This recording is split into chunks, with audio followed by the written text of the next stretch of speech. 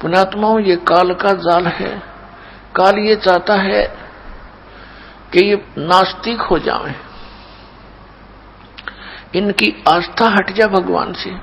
और परमात्मा ये चाहता है कि जब तक ये पिछली पीढ़ी का समय आवे तब तक इनकी आस्था भगवान में बनी रहे। कुछ ऐसी लीला वो स्वयं ही करने आते हैं, ऐसी लीलाएं करके जाते हैं जिससे हमारा भगवान में विश्वास दृढ़ रहता है। जैसे द्रौपदी का चीर बढ़ाना, ये श्री कृष्ण के बस की बात नहीं थी, परमात्मा ने स्वयं लीला की थी। सोचल छिद्र मैं करूं अपने जन के काज, तो उनका चीर बढ़ाया था परमात्मा ने सूक्ष्म रूप में आके। तो आज तक हमारी भगवान के प्रति दृढ़ता रही। फिर बीच में ये काल के दूत आ गए, इन्होंने ये कहना शुरू कर दिया महर्षि दानंद जैसे अज्ञानियों ने कि ये कभी नहीं हो सकता। अरे जब भगवान मनुष्य जैसे कर्म करेगा तो भगवान कहां से हो गया? फिर वो परमात्मा उसी को कहते जो अनहोनी को होनी कर दे और होनी को करे अनहोनी। तो अब ये नास्तिकता की तरफ चल पड़े थे। अब जैसे महात्मा बुद्ध कौन थे?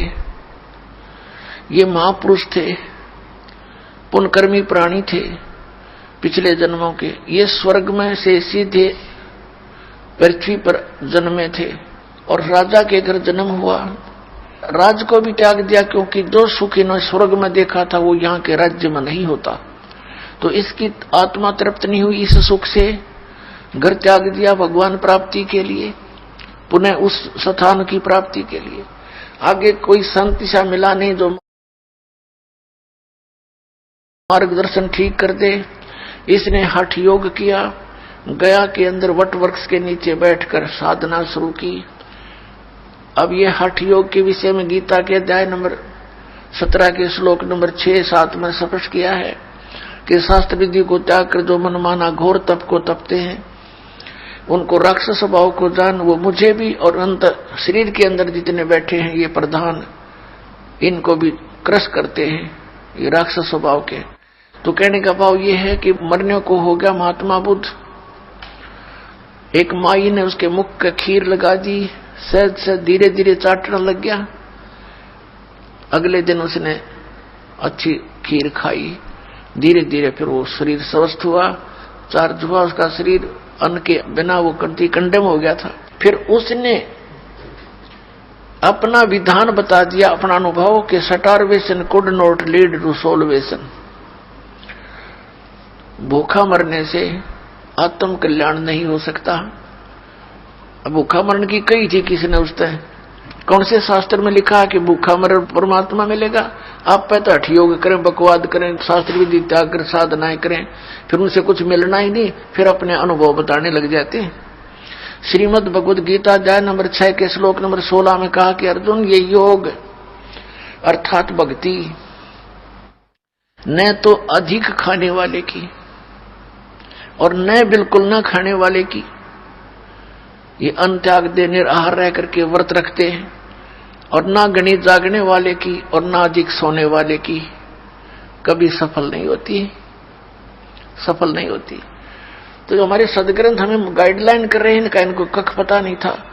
तो फिर क्या होता है? ये पुण्यकर्मी प्राणी था पिछले जन्म का, इसकी वचन में भी शक्ति थी, और जिस कारण से इसने अपने ऐसा विधान बना दिया जो आम जनता को पसंद था, और लाखों लोग इसके पीछे अनुयायी बन गए महात्मा बुद्ध के।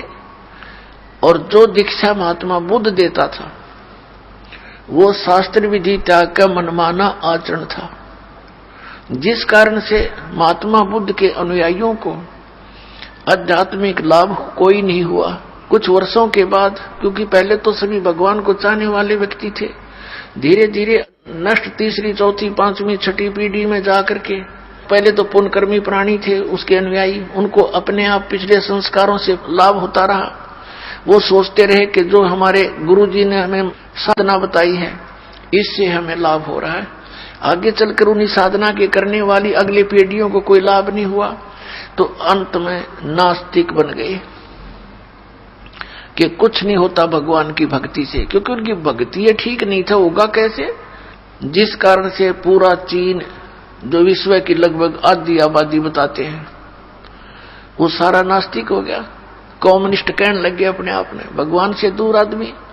और जो ये कहता है कि कुछ भी नहीं है, परमात्मा कुछ नहीं है, अपने आप सृष्टि बनती है, नर्मदा से उत्पन्न होती है, इसके विषय में गीता जी में लिखा है 17वें अध्याय के 4, 5, 6 श्लोक के अंदर और 10, 11 के अंदर, कि जो व्यक्ति ये कहता कि भगवान नहीं है और ये नर्मदा से उत्पन्न होती है सृष्टि, वो उसके विषय में लिखा कि वो नास्तिक और संसार का नाश करने के लिए पृथ्वी पर जन्मा है। वो ऐसे निकम्मे आदमी बताए। तो पुण्यात्माओं, अब यही चाल काल ने चाल रखी है। ये निरंकारी पंथ और एक यू ब्रह्मा कुमारी पंथ, एक यू राधा स्वामी और सच्चा सौदा सरसा वालों का पंथ, जय गुरुदेव पंथ, जनोद भिवानी वाले का पंथ, यू राधा स्वामी एक कुएं का जल है सारा। ये काल के सुनियोजित जाल हैं। अब पुण्यात्माओं, इस दास ने 1994 से लेकर आज 2012 होगी, 18 वर्ष हो गए गला पड़ाते ने। और बूंदा अच्छा कहें मुझे, मैं सच्चा ज्ञान बताऊं, मुझे बुरा कहें, और मुश्किल से ये 10-1 लाख व्यक्ति हुए होंगे।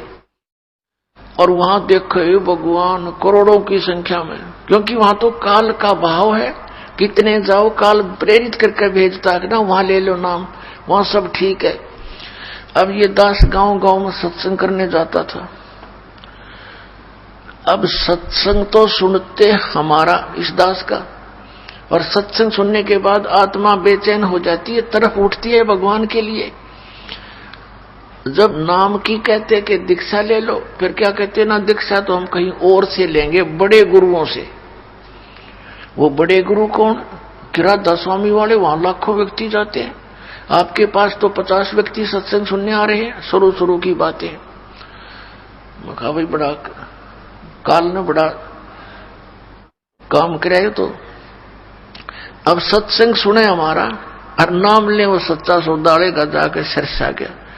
और फिर दूसरा कारण क्या था कि हम सभी बुराई छुड़वाते हैं, बीड़ी, शराब, मांस, तंबाकू, हुक्का, सिगरेट और अन्य जो भक्ति बाधक हमारी रीतियां हैं वो भी नहीं हमने करनी।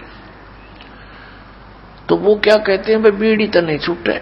कोई कहता भी मैंने नाम लेना है, किसी से वो पता लगता है कि ये कोई दूसरे गुरु से उपदेश है, उसके पास जाकर उसने कहा कि मैंने नाम लेना है लेकिन मैं बीड़ी नहीं छोड़ दूंगा। तो कहते दादा स्वामी वाले और धन धन सतगुरु वाले कहते बीड़ी की कोई बात नहीं, आज तेना नाम दुआ के लिया। वो गिल हो लिया, बस बीड़ी छोड़नी नहीं, नाम गुरु जी का ले लिया, मोक्ष हो जाएगा। अब खाक मोक्ष होगा उसका। एक बहन अपनी बहन को नाम दिलाने लाई, उसने बताया कि ये मेरी बहन है। वो उसकी बहन पहले से दीक्षित थी दास से।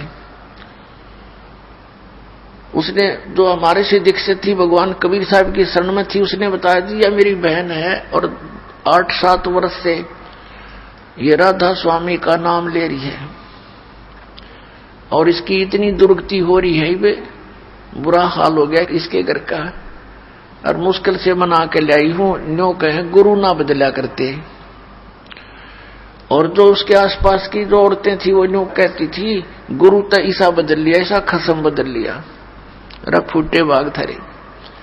गुरु का नाता अलग है। गुरु एज ए डॉक्टर, पति अपने स्थान पर है। जैसे एक डॉक्टर से रोग निनाश हो रहा तो 6 बदलने चाहिए अपना जीवन बचाने के लिए, ये कोई बात है? फिर दूसरा न्यू बोली, मैंने पता था कि ये बीड़ी बैड़ी पिया करें। मैंने कहा बहन तू बीड़ी भी पीती होगी? कहा जी बीड़ी छोड़नी पड़ेगी। कहने लगी जी ठीक है छोड़ दूंगी, छूटेगी तो। मैं ऐसा नहीं, ये छोड़नी पड़ेगी, अगली छोड़ दूंगी। वो नो कहने लगी, बोला जी पहले तो मैं नहीं पीती थी, नाम लेने के बाद पीने लगी। अरे थोड़े फोटे भाग, नाम ले पा छोड़ा करें, शुरू कराया करें, तारी सारी उल्टी रीति। वो कहने लगे जी मैं पहले नहीं पीती थी, सत्संग करती थी गांव में, औरतें जैसे उनकी चर्चा होती है, ज्ञान चर्चा, तो वहां बीड़ी का प्रसाद देते हैं। एक प्लेट में खोल के बीड़ी अलग अलग और माचिस बीच में एक रख देते हैं और सब ने अनिवार्य होता है प्रसाद पी ले, क्यों शिवदयाल जी भी हुक्का पाड़ा करता, तो इनका हुक्के कोई आंट नहीं तमाकू की। और परमात्मा कहते अमल आहारी आत्मा कदे न पावे पार, भांग तमाकू छोतरा आफू और शराब, कह कबीर कैसे हो बंदगी ये तो करें खराब। अब प्रसंग चल रहा है, उसी पर आते हैं। तो वहां से नाम ले आए कि वहां कोई मर्यादा की आवश्यकता नहीं, सारे संसारी कर्म वैसे ही करते हैं जो एक भगत को नहीं करने चाहिए। तो कहने का भाव दास का ये है कि ये सभी पंथ काल के चलाए हुए हैं। जैसा आपने पहले भी सुना है कि काल ने कहा था कि कलयुग में जब आप भेजोगे अपना अंश, जैसे परमात्मा ने कहा कि जब 5505 वर्ष कलयुग बीत जाएगा तब ये बात मेरी साची होगी। क्या साची होगी कि मैं कलयुग में उस 5500 जो वर्ष